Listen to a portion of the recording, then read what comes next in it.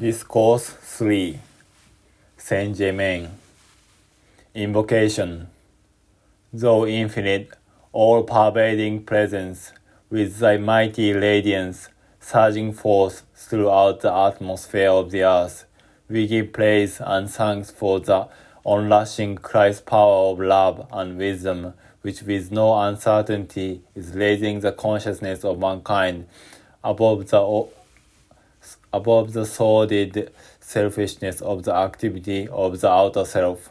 We give praise and thanks that we have become conscious of thy mighty active presence at all times, and that in the conscious recognition of thee, thou dost charge our mind and body with thy pure presence forever. I bring greetings from the radiant host to you all. The Discourse. From within the radiance of the great electronic belt, I am projecting this today. From the heart of the golden city, the twin rays come forth, upon which are the speech, the light, and the sound. The time has rapidly enfolded us when we must be more aware of the great electronic belt encompassing all creation, from the Godhead to the individual. The etheric belt around the golden city is impenetrable, far more so than a wall of many feet of steel would be. So in a lesser degree, may the individual, with sufficient comprehension of the active principle of the God Self, surround himself with an electronic belt or circle, which he may qualify in any manner he may choose, but woe be unto the individual who qualifies it destructively. If anyone should be foolish enough to do this, he would find this belt of electronic force closing in upon his own outer form, and it would be consumed. But those who with wisdom build and qualify it with God's mighty love and constructive power will find themselves moving in a world untouched by the ignorance of mankind. The cosmic period has arrived when those who have attained a certain degree of understanding must create, apply, and use this wondrous electronic circle. Every creation that is self-conscious action has this circle of pure electronic force about it naturally, but to a large degree its force is ungoverned, therefore dissipated. In consciously creating this mighty ring of pure electronic force, you stop all leaks in the generation of this limitless essence and hold it in reserve for conscious use and direction. After a few months of this conscious creative activity of and within this electronic ring, one will need to be very careful in loosening or directing this force in any manner except by divine love. In the beginning of man's individualization, he was naturally surrounded by this magic circle, but as the consciousness was lowered more and more, rents were made in this great circle of force, causing leaks as it were, until it has almost entirely disappeared. This, however, was not a conscious creation of the individual, but was a natural enfolding circle. Now, students of the light must go to work with no uncertainty and consciously create this electronic belt about themselves, visualizing it perfect with no rent or breaks in its construction. Thus, it will be possible to consciously reach within the electronic belt of the Godhead, and there receive limitless wisdom, love, light, and the application of simple laws by which all creative power is possible. While the student is admonished to look away and never forget it to his own God Self, which is the creator of his individualization, yet never has there been a single attainment in which there has not been given the assistance of those still in advance. There being but the one God, the one presence and his all-powerful activity, then the one more advanced than the other is but more of the God Self in action. In this recognition, you will understand why you can feel I am here and I am there. For there is but the one God self everywhere. When the student can once understand that the ascended host of masters are but the more advanced consciousness of himself, then he will begin to feel the unquestionable possibility within his grasp, whether he speaks to the Godhead direct, to one of the ascended masters of light, or to his own God self. In reality, it makes no difference, for all are one. Until one does reach this state of consciousness, it does make a difference, for the individual is almost certain to feel a division of the oneself, which is not possible to be made, except in the ignorance of the outer activity of the mind. When the student thinks of the outer expression, he should at all times be aware that it is but the outer activity of the one intelligence, guarding himself at all times against trying to divide in his own consciousness this one mighty God power centered in him. Again, I must remind you that this limitless mighty power of God cannot intrude its wondrous power into your outer youth except by your invitation. There is only one kind of invitation that can reach it and lose it, and that is your feeling of deep devotion and love. When one has generated about himself this electronic belt or ring, there is no power that can penetrate it except divine love. It is only your consciousness of divine love that can penetrate within this great inner blazing belt of the Godhead, through which the Godhead sends back to you its great outpouring, mark you through his messengers, transcendent being so far surpassing anything of your present conception that it is not possible in words to convey to you the majesty of the love, wisdom, and power of these great ones.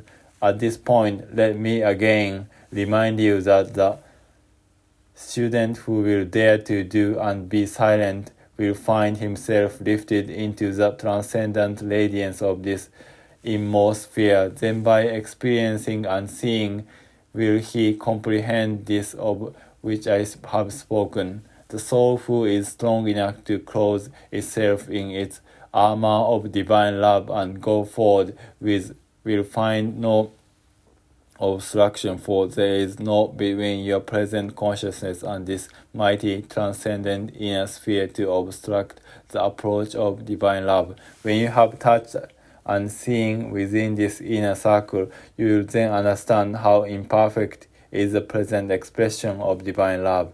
Once one becomes consciously aware of these great spheres to which he may reach, he will find himself fearlessly reaching deeper and deeper within the radiance of this mighty intelligent hub of the universe, from which all worlds, all creation have proceeded. There are among you strong, dauntless, fearless souls who will understand this and be able to use it with great blessing to themselves and others. There are those who will understand and see that the presence which beats each heart is God in action, that the activity sending the circulation through the body is God, that the essence charging forward to vitalize the outer form is God in action. Then, oh, beloved students, awake to this now. Do you not see how great a mistake it is to sink under the ignorance of the outer self, feeling pain, distress, and disturbance, all created by the ignorance and activity of the outer self, when a few moments of earnest contemplation will cause one to realize that there can be but one presence, one intelligence, one power acting in your mind and body, and that is God. You see how simple yet powerful is this consciousness within you to lose the full recognition of the great pure activity of God into your mind and body, and to let its wondrous transcendence essence fill full to overflowing every cell. It seems to me, beloved student, that you cannot fail to grasp this simplicity of your true God self acting in you. Ever turn to it, praising it, loving it, demanding and commanding it to surge forth into every cell of your body, into every demand of the other activity, in the home, in your affairs, in business. When your desire is sent forth clothed in the God, presence, power, and intelligence, it cannot fail. It must bring to you that which you desire. Desire is but a lesser activity of decreeing. Decreeing is and should be the recognition of the accomplished desire. Beloved student, do forever put away any fear of the use of this great power. You know without being told that if you misuse it, you will experience inharmony. If you use it constructively, it will bring you such blessings untold that you can but give praise and thanksgiving for the moment when you are awakened to the fact that this limitless power is omnipresent, ever awaiting your conscious direction. The individual who has said that you cannot add 1 cubit to your height by your thought has stifled the activity and progress of the individual, for thought and feeling are the creative power of God in action. The uncontrolled, ungoverned use of thought and feeling has brought about all kinds of discord, sickness, and distress. Few, however, believe this and keep going on and on continuously, creating by their ungoverned thought and desire chaos in their worlds, when they could as easily as a breath face about, using their thought constructively with the motive power of divine love, and build for themselves a perfect paradise within the period of 2 years. Even physical science has given proof that the body or outer form completely renews itself within a few months. Then you must see that with the conscious understanding and application of the true law of your being, how easy it is to cause perfection to manifest in your entire body. And every cell, every organ to leap into its perfect, normal activity. In a short time, it would not be possible for inharmony to enter your soul or body. O children, reaching to the light, this great privilege is the open door of God before you, which none may shut but yourselves. None may obstruct or interfere with it but yourselves. Fearlessly use your God-given dominion and power and be free. You cannot attain and hold this perfect freedom except through consciously applied knowledge. Now I shall give you a secret that, if understood by the angry or discordant individual, would tear him or her from that destructive activity, even from a purely selfish standpoint. The angry, condemning person who sends out destructive thought, feeling, or speech to another who is poised in his own God power, receives back to himself the quality with which he charged his power, while the poised person receives the energy which serves himself and which he automatically qualifies by his own pose. Thus the creator of discord, through anger and condemnation, is consciously destroying himself with his world of activity and his affairs. Here is a vital point students should understand. When one consciously reaches within the inner electronic circle of God, he makes his outer expression and activity a channel for the ceaseless outpouring of the pure essence from the Godhead. This in itself, even though he is entirely silent in the outer expression, is one of the greatest services to humanity, which but few not ascended are aware of what it means to mankind. The one reaching within the electronic circle becomes a continual outpouring, and this very radiation alone is a tremendous blessing to all mankind. Thus, eons after eons, have there been those unselfish messengers of God, through whom was poured forth the blessing of those not understanding the uplifting presence of this surging energy. When there is one or more found, who can be an outpouring for this great varied up presence. It is linked up the first tickling of the leak in a dam. As the consciousness is held steady and firm, and as the length in the dam increases, greater volume of water comes forth, for at last all obstruction is swept away, and the whole force back of it is poured forth into use.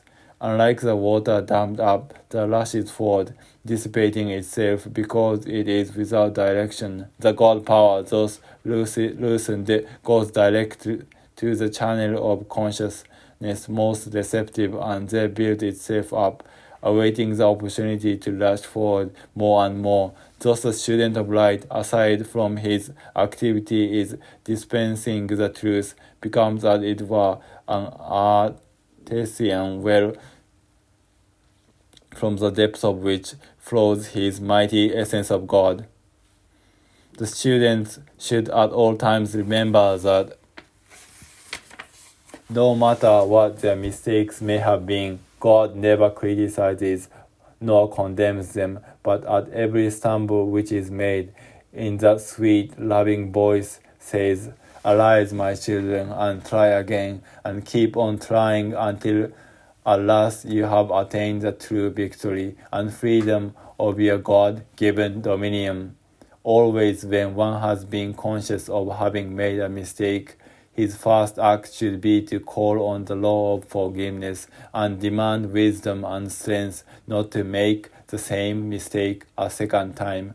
God, being all love, must have infinite patience, and no matter how many mistakes one may have made, he can always once again arise and go on to the Father. Such is the love and freedom within which God's children are privileged to act. There is only one mighty, invincible, evolving process, and that is through the power of consciously generating divine love.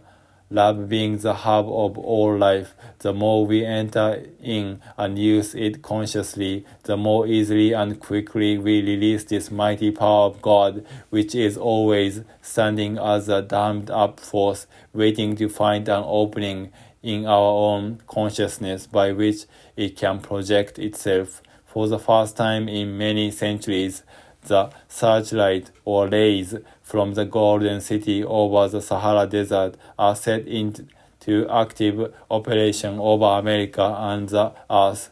There may be some individuals who will see these rays, not knowing what they are. Mankind need no longer think that personalities can continue to generate their destructive forces and long survive. Those who can use this knowledge of the electronic circle should no longer be deprived of its benefit. Give it force and the warning with it. Use this statement, "I am the fulfilled activity and sustaining power of every constructive thing I desire." Use it as a general statement, for the sustaining power is in everything that there is. I am here and I am there in whatever you want to accomplish is a splendid way to feel that you are using the one activity and you thus rise above the consciousness of separation. Benediction. Almighty One of the Golden City, glorified are we in thy wondrous radiance. Privileged are we in the use of thy great rays. Blessed are we in the conscious recognition of thy mighty presence. Enfold us forever in thy transcendent light.